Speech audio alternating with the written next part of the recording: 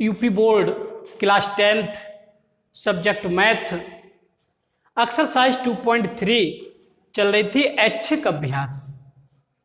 तो इसके 2 क्वेश्चन मैं आप लोगों को करा चुका हूं और ये क्वेश्चन नंबर 3 क्वेश्चन में कहा है यदि एक बहुपद दिया हुआ है,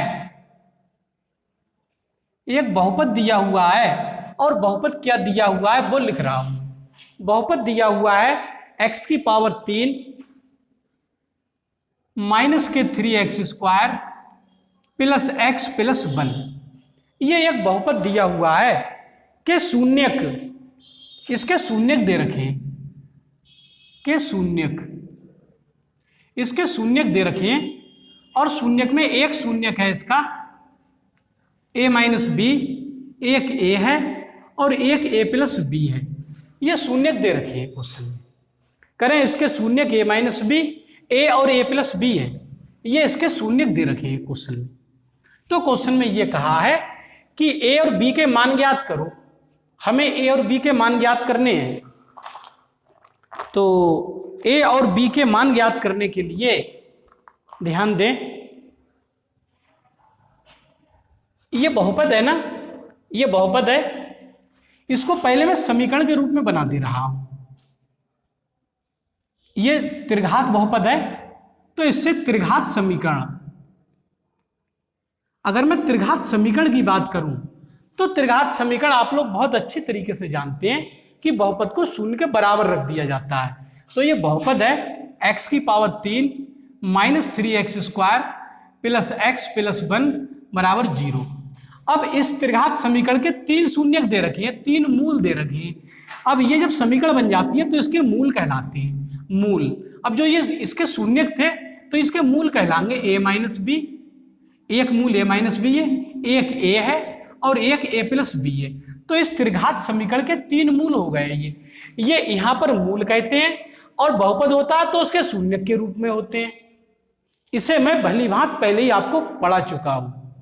तो ये त्रिघात समीकरण आप अगले आने वाले चैप्टरों में भी समीकरण के बारे में पढ़ोगे। तो यहां पर मैं क्वेश्चन जब भी हल कराता हूं तो आपने देखा है बहुपद को समीकरण में बदल देता हूं और जो शून्यक है वो मूलों में बदल गए। अब ये इन्हें भी शून्य कह सकते हो, ये शून्य ही है इसके। अगर इसका मान इसमें रख देंगे तो ये शून्य कर देगा, इसे रख देंगे तो इसे शून्य कर देगा, ये x के स्थान पर रख देंगे तो इसे शून्य कर। शून्य क्या मतलब ये है, वो मान जो x के स्थान पर रख दिया जाए तो उसके लिए शून्य कर दे, वो उसके शून्य कहलाते हैं। तो ये इसके शून्य ही है, a minus B, a plus B. अब मैंने आपको याद होगा यदि त्रिघात समीकरण के 3 मूल हुआ करते थे, कौन कौन से, अल्फा, बीटा, गामा। तो ये अल्फा का मान है, ये बीटा का मान है, ये गामा का मान है। तो आपको सूत्र याद है alpha plus beta plus gamma का, alpha plus beta plus gamma शून्यकों का योगफल। मैंने सूत्र बताया था माइनस एक्स स्क्वायर का गुणांक, आपको याद होगा, अपॉन नीचे x की घात 3 का गुणांक। इस सूत्र को बार बार रिपीट हो रहा है, पिछले क्वेश्चनों में भी ये लग चुका है, मूलों का योगफल या शून्यकों का योगफल।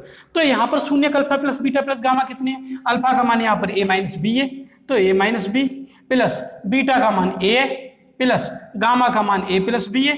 तो यही तो है माइनस, अब एक्स स्क्वायर का गुणांक, एक्स स्क्वायर का गुणांक, एक्स स्क्वायर गुणा में कितना लगा हुआ है, ये माइनस के 3 लगा हुआ है तो एक्स स्क्वायर का गुणांक माइनस के 3 लिखेंगे। ये तो माइनस का सूत्र का है, ये माइनस सूत्र का है।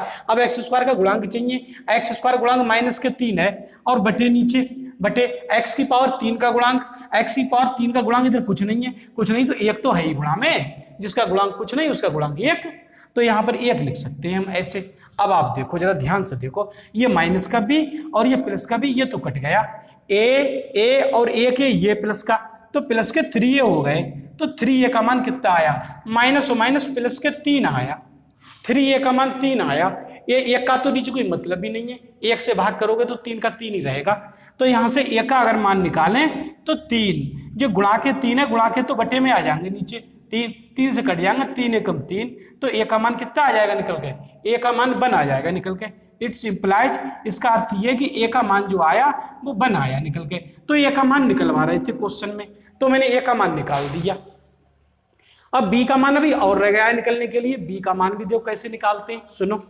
मैंने एक चीज और बताई है आपको, शून्यकों की गुणा। एक सूत्र बताया है मैंने शून्यकों का गुणनफल, शून्यकों की गुणा, इसके लिए भी मैंने सूत्र लिखवाया है।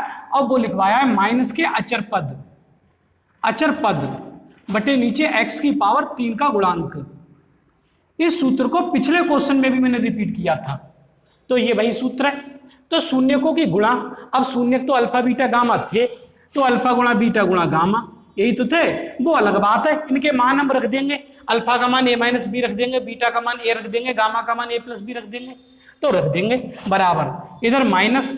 अब अचरपद की बात आई। अब इस समीकरण में अचरपद देखो एक है। अचरपद वो होता है जिसमें x नहीं होता है, तो अचरपद प्लस का एक है, तो प्लस का एक रख देंगे। ये प्लस आएगा, प्लस और माइनस टोटल माइनस ही तो रहेगा। ये माइनस तो सूत्र का है, ये इसे थोड़े हटा सकते हो। हाँ, अचरपद प्लस का वन है तो प्लस वन रखेंगे, तो प्लस और माइनस माइनस ही तो रहेगा। तो माइनस का वन बटे x की पावर 3 का गुणांक एक है ये, तो यहाँ एक लिख दे रहा हूं, यहाँ एक लिख दिया। अब देखो आप, अब अल्फा का मान a माइनस बी है, तो अल्फा के स्थान पे a माइनस बी लिख देंगे, ऐसे a minus B into beta, beta के स्थान पर a लिख देंगे, तो a दे रखा है, इंटू गामा के स्थान पे a प्लस बी है, तो a प्लस बी लिख देंगे इसे, और बराबर एक से एक को भाग करेंगे तो एक ही तो मिलेगा। एक से एक को भाग, एक और माइनस चिन्ह लगा हुआ है, तो इसका मान माइनस के वन आएगा निकल के। तो ये बात समझ में आई। आगे ध्यान दें। अब आप ध्यान दें, a का मान हम वन निकाल चुके हैं, a का मान वन, तो मैं इसमें a के स्थान पर वन लिखूंगा, इस a के स्थान पर लिखूंगा वन, माइनस के b, इस a के स्थान पर वन लिखूंगा, और इस a के स्थान पर वन प्लस b बराबर इधर माइनस वन। तो मैंने a का मान निकाल लिया था, तो a का मान रख दिया। अब यहां से आप ध्यान दें, इस एक की गुणा जब वन माइनस बी की गुणा एक में होगी, तो एक में गुणा होती है तो वही रहती है, वन माइनस बी ऐसे ही रहता है ये, और यहाँ पर वन प्लस बी है ये, और बराबर इधर माइनस वन चल ही रहा है। अब एक ब्रैकेट में दोनों का घटाया हो रहा है, समान पद है दोनों में, वन और बी इसमें भी है, वन और बी इसमें भी है, एक में घटाया हो रहा है, एक में जोड़ हो रहा है। तो मैंने सूत्र बताया है, आप लोगों ने पिछले पढ़ा है, जब एक ब्रैकेट में a प्लस बी होता है और एक ब्रैकेट में a माइनस बी होता है, तो इसका सूत्र पढ़ा था आपने, a की घात 2 माइनस b की घात 2। ये सूत्र पढ़ा है पिछले क्लासों में, 9th में और 8th में, a की घात 2 माइनस b की घात 2 बराबर एक ब्रैकेट में a प्लस बी, एक में a माइनस बी। तो यहाँ भी ऐसा ही हो रहा है, एक ब्रैकेट में a माइनस बी हो रहा है, एक में a प्लस बी हो रहा है। तो इसका मतलब ये हुआ a square minus B square लिखा जा सकता है इसे। तो a के स्थान पर वन है, वन का स्क्वायर, और माइनस b तो b है ये, b स्क्वायर बराबर इधर माइनस वन। तो ये चीज समझ में आई गई होगी। अब तो वन तो ऐसे ही एक एकम एक ही मिलेगा, ये माइनस का वन इधर ले आए तो यहाँ पर प्लस का वन मिलेगा, ये प्लस का वन बराबर बी स्क्वायर इधर ले गए तो बी स्क्वायर इधर जाकर प्लस का हो जाएगा। क्यों? क्योंकि बी स्क्वायर बराबर के निशान से इधर माइनस का है, और जब बराबर से इधर आएगा, आया इधर ही आया है, देखो जी आया इधर, तो माइनस का इधर आकर प्लस के हो गया बी स्क्वायर। तो ये चीज समझ में आई होगी ना। अब मैं थोड़ा सा ऊपर मिटा के ही हल करा रहा हूं उनसे।